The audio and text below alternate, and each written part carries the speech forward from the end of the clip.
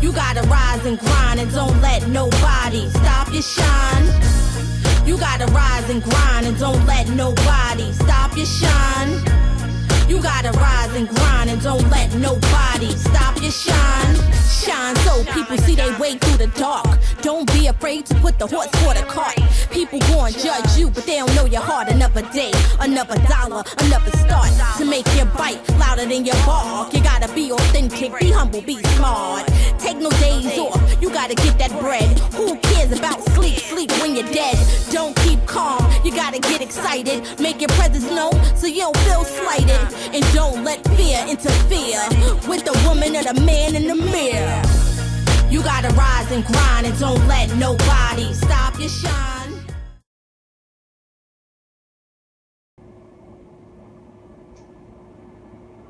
All right, she said, the pics are beautiful, but the pics were where you kind of sort of took it off. How did you finally feel? Okay, she's talking about the nude shoot. The nude shoot. Okay, so I had gassed myself up to do this nude shoot, right? So, you know, it took me about a week or two to gas myself up. I couldn't really talk to other people because, you know, like my family members, because they didn't understand that I was going to do a nude shoot. So, basically, I had to gas myself up. So, I was comfortable with the photographer because I had did a shoot with him before. So, I was a little comfortable with him. And then once I got into the studio and I seen how the setup was, it was very professional. I felt like, you know, it wasn't a scam. It wasn't, you know what I'm saying? It was a place where, you know, it was people there. You understand what I'm saying? So I felt comfortable with doing it. You know, I started off with my little white dress, you know, to get comfortable. And then after a while, I was like, take it off, girl. Go ahead. Do what you got to do. This is what you came here for. And I just did it. And I loved it. I loved the pictures. They came out so nice. I didn't think they was going to come out as beautiful as they did, but they did. And I truly, truly enjoyed it. Yeah, you will want to bring up the nude pictures, right, Janet? It's all right, though. I don't mind answering all questions. Make sure y'all bring y'all questions. Let's go. I'm here to answer what you want me to answer. Like I said, be respectable. I'm not doing no relationship questions, no personal questions, y'all. All right, so like I said, I had got some questions on Facebook. One of my Facebook friends / God sister, Taisha Lloyd. She asked me, she said, what made you want to do Plus Size to Thrive? What made me want to do Plus Size to Thrive? What made me want to do Plus Size to Thrive, straight up, was my producer, Rashid. He posted a post on Facebook, and I think I was the first one to answer. And God made it happen where I was able to get this opportunity. And I'm so proud to have this opportunity. And I'm so thankful to Righteous Minds Entertainment. Because they give me my own way of wanting to do what I want to do. How I want to portray the show. Slowly but surely, I'm coming along and I'm doing better. You know, this is my first time ever doing a talk show. This is my first time ever being recorded. So it's very new to me, but 4 shows in, I think I'm doing kind of good for not ever have done it. Hi, Laureen. Okay, Laureen said, what has inspired you to do what you are doing now, meaning the photo shoots and the show? Well, being that my kids are grown now, I have 3 grown children. I dedicated my life to raise them. I was fortunate to have a husband who worked and did and took care of the family, and I was able to stay home and be a mother. So now that I have 3 kids, 2 in college, I'm going to move fast. One is a hair designer. She works in Manhattan. I'm focusing on me now. I'm focused on what I need to do to be happy within myself. You know what I'm saying? And it was the modeling, and it still is the modeling. I love modeling. Anytime I do a photo shoot, it's like I'm on cloud 9.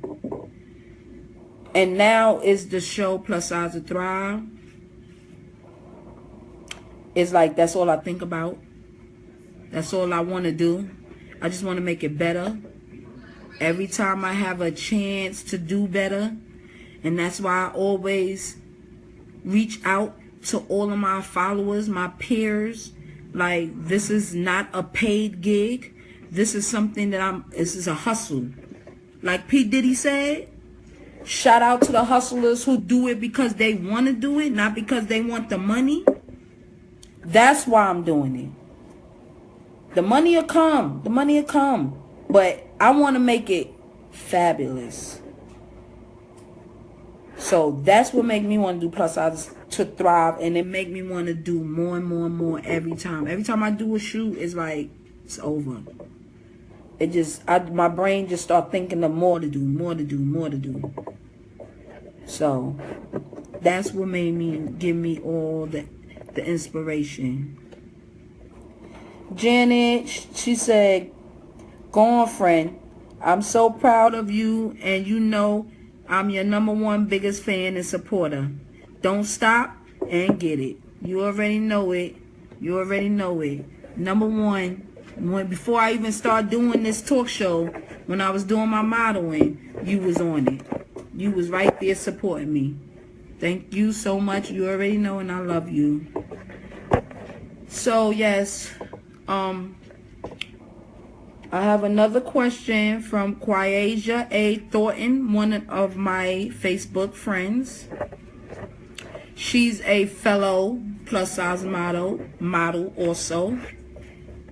And me and her talk a lot. We go back and forth with experiences and, you know, give each other ideas. So she sent me a few questions.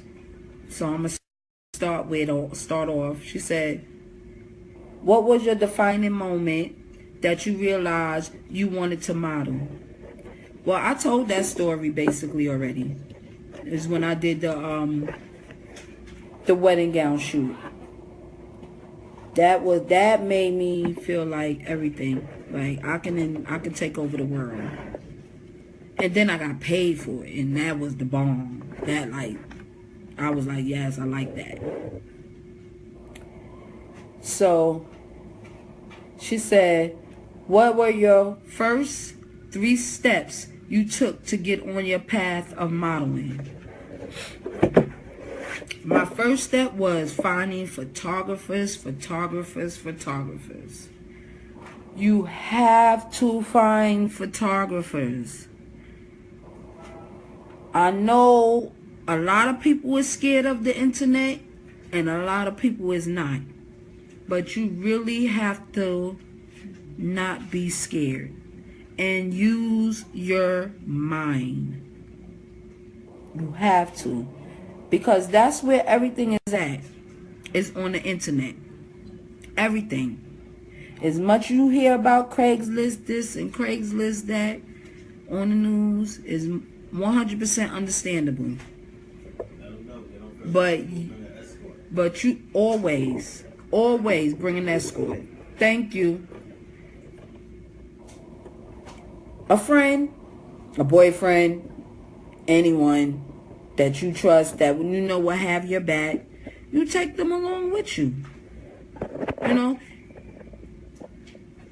Because there's a lot of opportunities that's on Craigslist.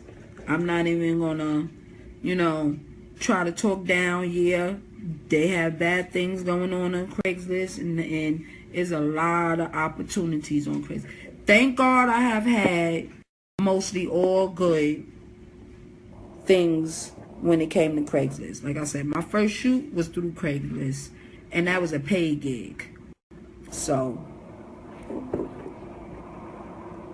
You gotta be you gotta be on it. You have to be on it. Like, every morning when I wake up from maybe 8:30ish to maybe like 10ish, I'm still laying in the bed. But I'm answering emails. I'm sending out emails. I'm on Craigslist answering posts. You know what I'm saying? Because you never know what will come out of it. You know? So, and then that starts my day. Then after a while, people start hitting you up, sending back emails. Then you're planning your next move. You got to be able to always plan your next move. Sitting around, you can't sit around. You can't. You have to always be planning your next move. All right, so Miss Quayaja A. Thornton, that was her second question. She got one more question. She's supporting the cause. Thank you, boo. She said, what will be your first advice on how to tell if you're going to work with a shady photographer or studio? And I basically just answered that question. Basically, you got to take chances and bring somebody with you. That's it. That's all you can do. That's all you can do. Because if you always keep thinking something bad is going to happen, you will never get the opportunity to do what you want to do. You have to take the chances. So, all right, so I have another question from, hey, Victoria Levy, how are you? I have another question from Christopher Wallace. He asked me, how has your life changed for the better when accepting yourself as the person you have become? So, Christopher, I still feel the same. I still feel like a boss B.I. I don't want to curse and carry on. From Best Star. From the hood, holding it down, doing different things than other people doing. Because I can't be in a box. I got to break out the box. I've been out the box, though.